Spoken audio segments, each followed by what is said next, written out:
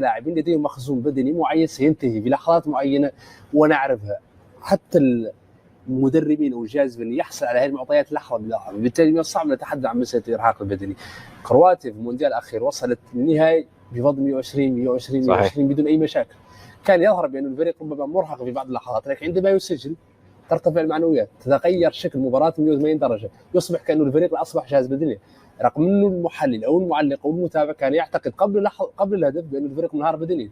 بالتالي الحاله البدنيه مرتبطه دائما بالحاله الذهنيه. والنقطه الاهم واستكمالا لحديثك، نحن نتحدث عن اعلى معدل اعمار لاعبين في هذه البطوله، المنتخب الكرواتي ب 29 عام. صحيح. خرافه الارهاق البدني اعتقد انه يجب التوقف عن استخدامه بشكل للحقيقه اصبح مبتذل بشكل مبالغ فيه في السنوات الاخيره، انه لم يعد هناك ارهاق بدني في المستوى العالي. كل الفرق الان العاليه على الاقل في المستوى العالي هي جاهزه بدنيا، تملك كل المعطيات حتى بالتفاصيل ممله، لكن يوجد فعلا ارهاق ذهني يعكس على الحاله البدنيه، لكن بصفه عامه لا يوجد اطلاقا اي ارهاق بدني.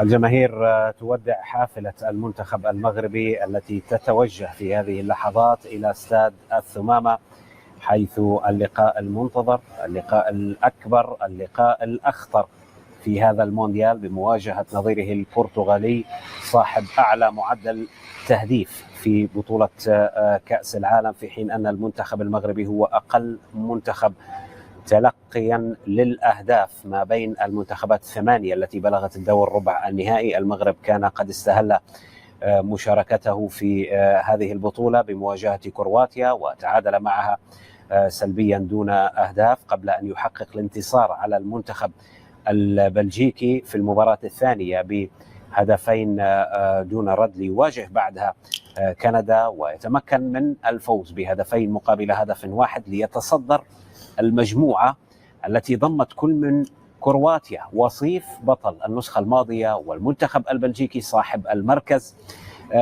الثالث، ما أحدث صدمة لدى.